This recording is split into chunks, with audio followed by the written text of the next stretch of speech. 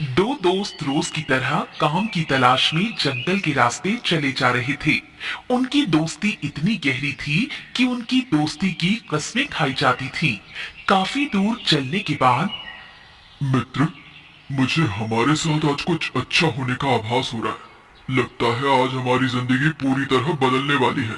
हाँ मित्र, मुझे भी लगता है कि आज जरूर हमें कहीं कोई छुपा हुआ धन या गढ़ा हुआ धन मिलेगा।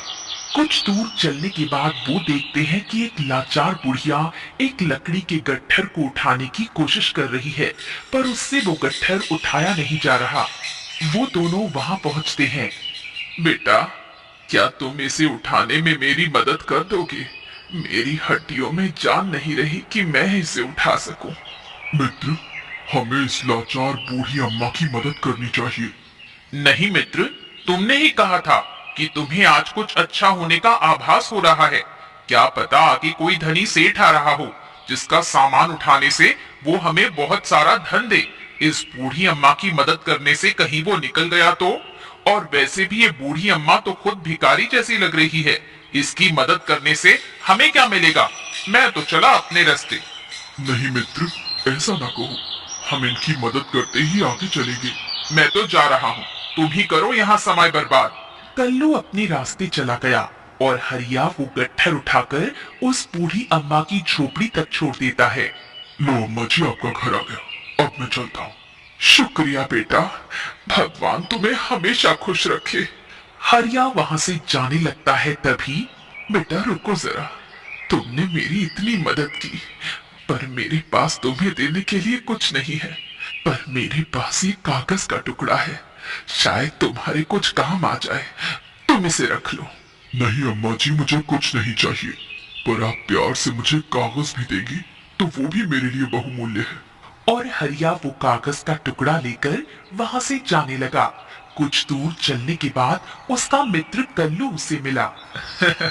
आ गए तुम नेक दिल इंसान। मैंने पहले ही कहा था मेरे साथ चलो। देखो, एक सेठ की मदद करने से मुझे कितना धन मिला है।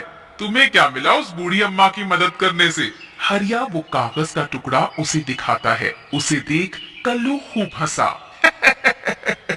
और मत मानो मेरी बात, दिखाओ तो कौन सी रद्दी का कागज है।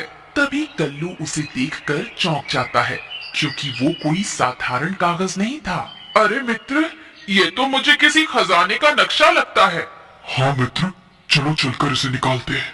ये नक्शा शायद इस तरफ जाता है, हमें यहीं चलना चाहिए। दोनों मित्र खजाने की तलाश में चल पड़ते हैं। काफी देर चलने के बाद आखिरकार वो उस पेड़ के पास पहुंच जाते हैं जिसकी जड़ में खजाना छुपा था। मित्र, लगता है ये वही पेड़ है जो इस नक्शे में दिखाई दे रहा है। चलो जल्दी से हम खोदकर इस खजाने को निकाल लेते हैं। हरिया और कल्लू खुदाई करके उस खजाने को निकाल लेते हैं। मित्र, हमें इस खजाने को दो हिस्सों में कर लेना चाहिए, आधा मेरा और आधा तुम्हारा। और वो उस खजाने के दो हिस्से कर लेते हैं और घर लौटने लगते हैं। कुछ दूर चलने के बाद, मित्र, मैं बहुत थक गया हूँ, हमें कुछ देर आराम करना चाहिए। ठीक है मित्र, जैसा तुम कहो। और दोनों एक पेड़ के नीचे बैठ जाते हैं। आज तो बड़ा फायदा हुआ बैठे बिठाए। बुढ़िया की मदद की हरिया ने और फायदा हुआ कल्लू का। जरा देखूं तो इस खजाने को, मुझे तो बार बार देखने को मन हो रहा है। और जैसे ही कल्लू ने खजाना खोला, उसके मन में लालच आ गया। क्यों ना इस खजाने को मैं सारा ले लूं, फिर तो मेरा और भी फायदा होगा। ये तो अभी सो रहा है, इससे अच्छा मौका मुझे कभी नहीं मिलेगा।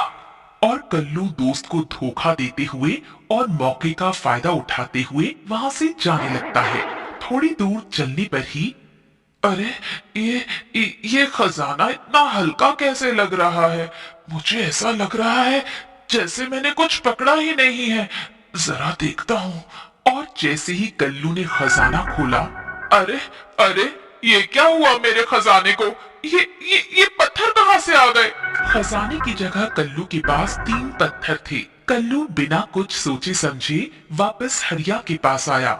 मित्र, देखो ना, तुम थके हारे सो रहे थे तो मैंने सोचा क्यों ना इस खजाने को आधा तुम्हारे घर आधा अपने घर रख दूं। और ये तो पत्थर बन गए। मित्र, मुझे लगता है तुमने उस बूढ़ी अम्मा की मदद नहीं की थी। उसी का परिणाम है कि हमारा खजाना पत्थर हो गया है। तभी वो बूढ़ी अम्मा वहां आ जाती हैं। बेटा, तुम्हारा दोस्त तुमसे झूठ बोल रहा है। खजाना मेरी मदद ना करने की वजह से पत्थर नहीं हुआ, बल्कि तुम्हारे मित्र ने तुम्हें धोखा दिया है और सारा खजाना अकेले लेकर भाग रहा था।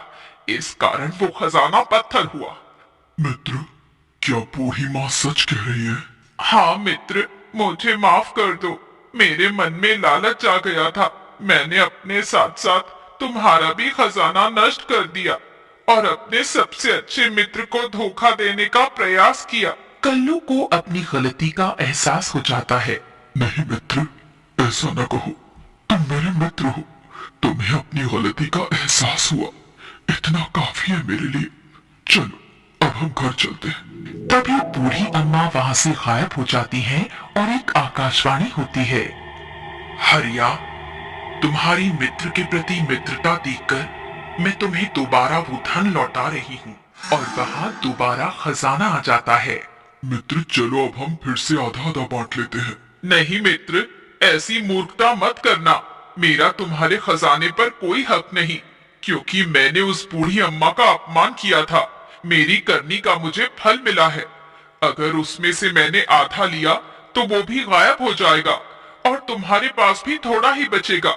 मेरे पास तुम्हारे जैसा मित्र है, वही मेरा खजाना है। ठीक है मित्र, जैसा तुम कहो। और दोनों घर की ओर चले जाते हैं।